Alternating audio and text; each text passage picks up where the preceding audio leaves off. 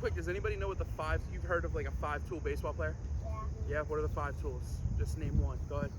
Speed. Okay, so cool. We'll stop. We don't need to go over the other 4.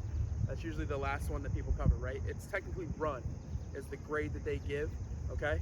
And that's not just how fast you are in the field, but base running is very important, right? There are phenomenal base runners that aren't the fastest baseball players, right?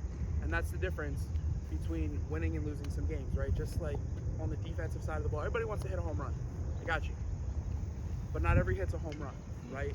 So what can we do if we get on first base, even with a walk, that we can start to kind of separate ourselves as baseball players, right?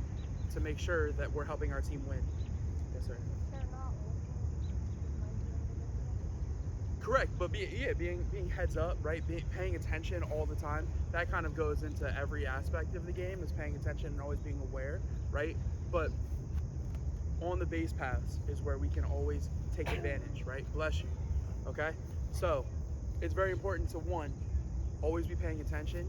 2, you don't have to be the fastest guy to be a great base runner, right? It's about knowing when to go, right? It's about doing the right things with your body, okay? Bless you.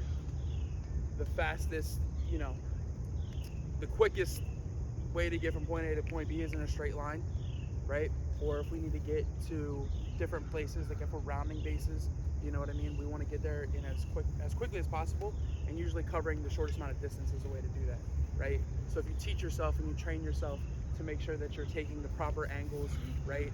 You're getting into a good secondary lead, right? So you can get going a little bit quicker, right?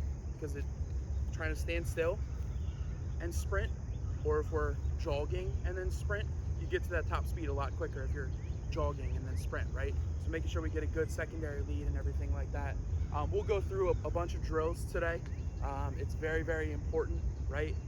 Again, this can change a lot of things within the game for you guys if you're able to run the bases a little bit smoother, right? It might change your single to a double, your double to a triple, and an inside the park home run is probably going to be inside the park home run regardless, right? But gaining an extra base, right? Who watches, anybody stay up late and watch the Phillies game last night?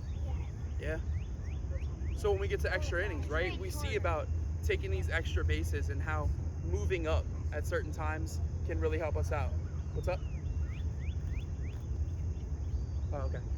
Yes, sir.